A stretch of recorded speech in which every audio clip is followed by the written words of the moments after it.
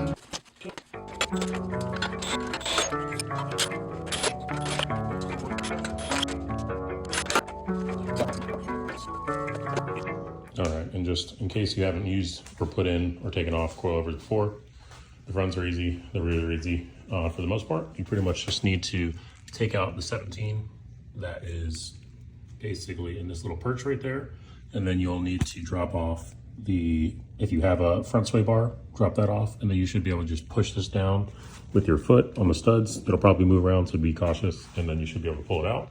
After you take off the two nuts on top, the rear is even simpler. You just have the one little perch here, and then you can essentially do the same thing. Take the sway bar end link off, and then take in the trunk.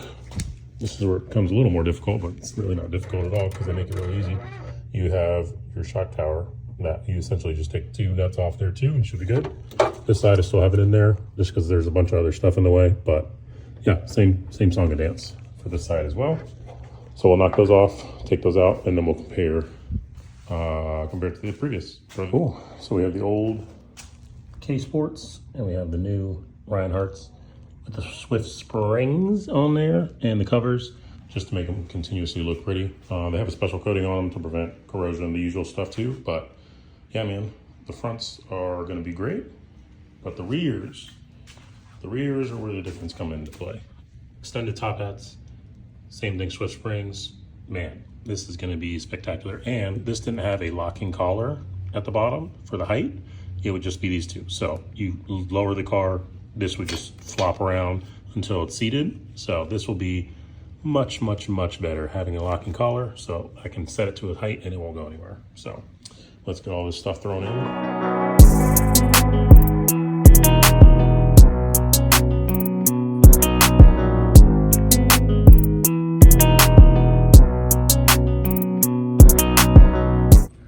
First we got to set the right height, figure out all that, and then go from there. All right, we got the rears in, nice and looking good. It is very close to the boot, but we're good. We're looking good overall. So tightened up top, not fully, needs to be fully tightened down on bottom. I did the other rear as well, so tight over there, so it's hard to see. And then we just need to throw in the fronts, and we should be set to figure out our ride height and everything. So let's throw these on real quick.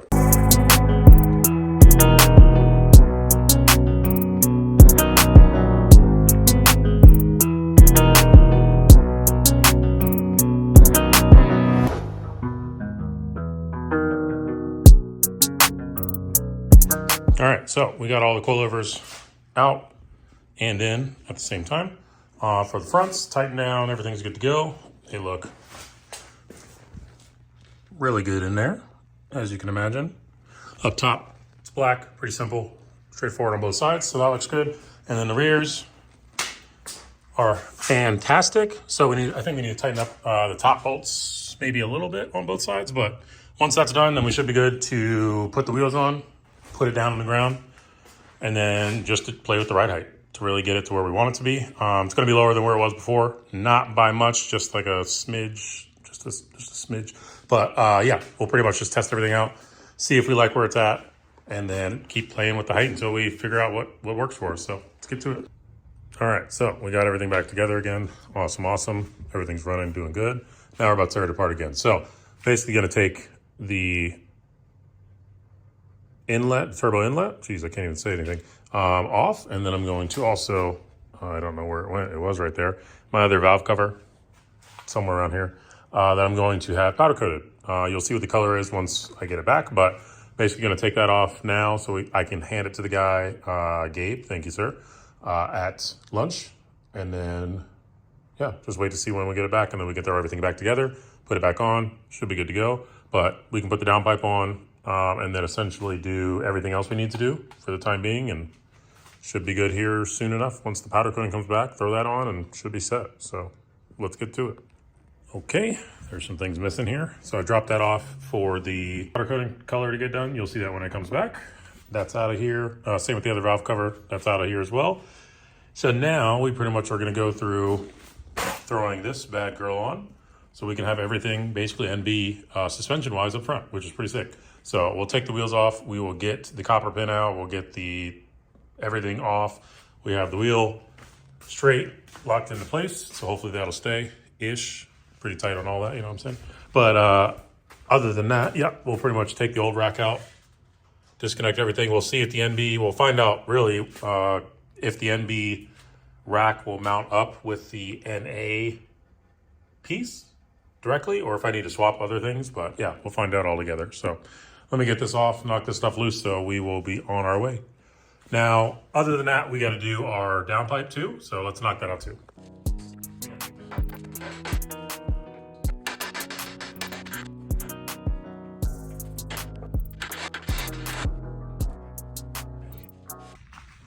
All right, got those out, pretty easy. Hit it with a hammer right here. Make it nice and easy to get through. Right on the knuckle, just to vibrate it enough to come out. So then we'll take our two mounts, which you can see down there, or you can see up here. We're gonna take our two mounts off. And there's one, two's right below that, because this is still the NA rack. So problem with the NA rack, NB subframe. Doesn't really fit well, does it? So we need to put the NB rack in there. Just trying to come up with some geometry to make it work with a couple other people, but the money just wasn't there to do that and to put in the work for it to make it work, just to keep it a manual rack. It's all good. So instead, got an NB depowered rack the correct way, essentially to weld the pinion. So that's done. I picked it up that way.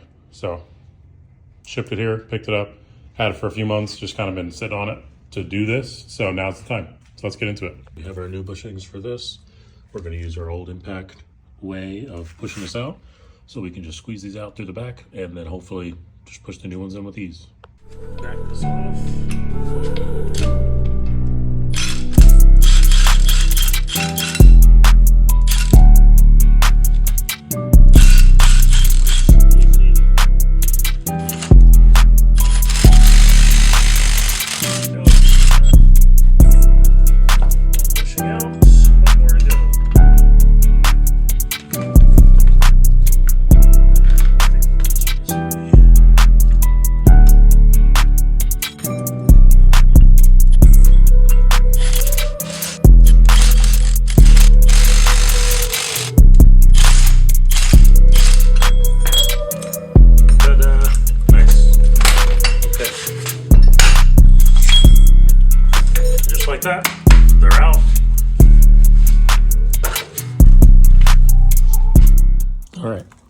that we got these out with ease, we can go ahead and get the new ones, push those in, lube them up, push them in, and then we should be set to throw it in there. But we're gonna take the old one out here in a second. So let me get the new bushings, so we can throw those in and then get the old stuff out. We have both steering racks out. Top one is the NA manual rack, and then the bottom was the depowered rack NB. So major differences. Obviously the mounting on this side is about the same. This is actually bigger than this is, so just word to the wise. This is not meant to fit on there. It will, but it's not really meant to. This side, this for the NA one is smaller compared to this. So this is from the NA piece itself, which slides right on. If I could aim and maneuver at the same time, so it slides on, no issues. It will not slide on to the NB one because the size is just completely different. So even looking up at NA versus NB, let's see if I can get these together here. You can see the noticeable difference in size. This is massive in comparison to this one. So NB, this is what you would need if you're going to throw in your NB steering rack into an NA with NB subframe. Okay, so we finally got our NB/NA rack back together. So we basically had to disassemble NA just so I could transfer over this. The old one was ripped on the NB for the boot, so no big deal. Took that off, took this off, tried to transfer over this piece, but it is same scenario like we talked about before. This part is too small. Same with this compared to the NB one, which is bigger on the bottom, smaller on the top. So the top part, we transferred this from the NA. That will also fit. You do not need this NB steering column for that. You just need NA one, will work fine. So you just need essentially, if you want to do this for yourself, an NB steering rack, and then the NB kind of steering column piece here, not the full steering column, but just the bottom portion of it, and then the normal NA piece there. Should be good to go. So hope that helps somebody else out there that was going through the same thing as me. But now we can throw this in there, throw some bushings in there real quick before we do that, and then we should be good. So for the bushings, as we've done for other bushings in our past, we are going to lube it up. I'm just using some random lube that I have left laying around for some grease. We'll basically grease this bad boy up, place it into place, and then we'll hit it with a mallet. Should pop right in with ease. So we'll lather this up, also lather this up, and then we should be set. So let's just throw this in here real quick. Doesn't need a whole lot. Same with this. We'll get a little bit more so we can actually grease up this, and we should be set. So we're just gonna lather it up like so. We can keep them together, you can separate them, it's really whatever you want to do. Most of the time these will just push straight in anyway. And we're not putting any Zerk fittings on these, so you don't have to be concerned there for that. Oh yeah, we're gonna have to do it as the individual pieces, that's fine.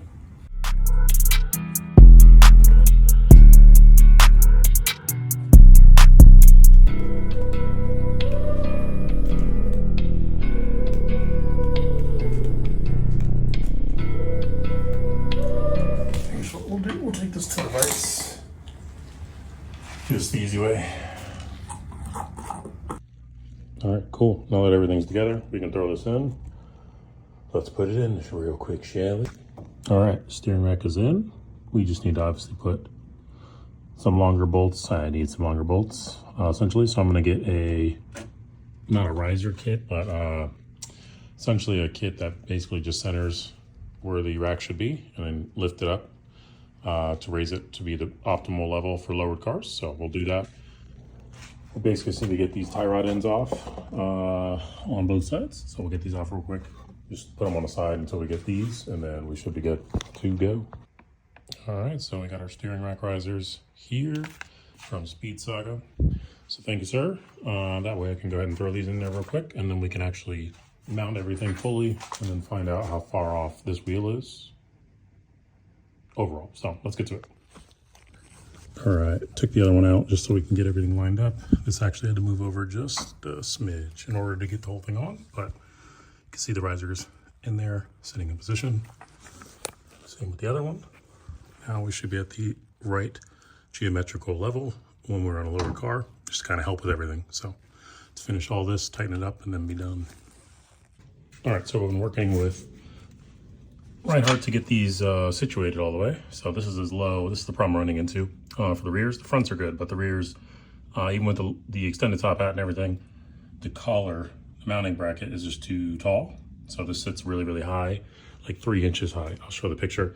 But current suggestion is to take the collar off, which I'm gonna do. I already did it on the other side, but take the collar off, take these bottom two off, leave just this one in the spring, put this all the way up, and then see where we're at.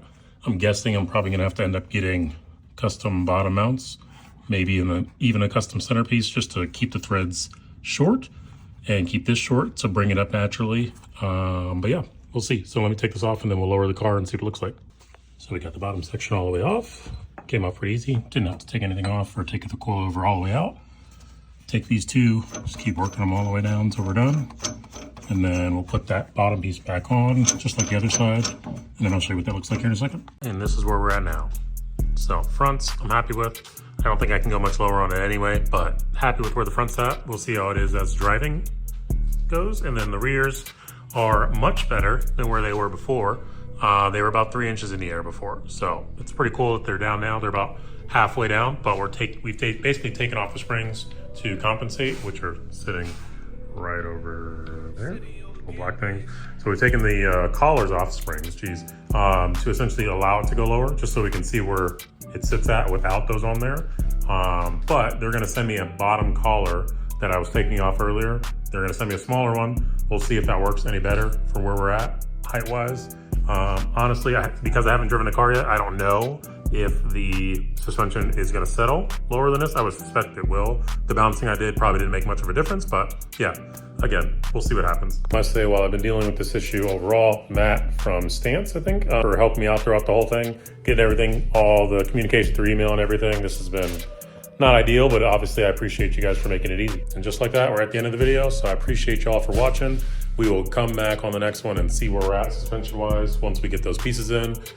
We will be also looking into the rest of the stuff we need to do, which is basically just finishing the alignment stuff, nothing major, as well as putting the turbine housing or the turbo inlet on there. So yeah, we'll get everything going at some point in the future. But yeah, like, comment, subscribe, man. Appreciate y'all for watching as always, and I will catch y'all in the next one. Later.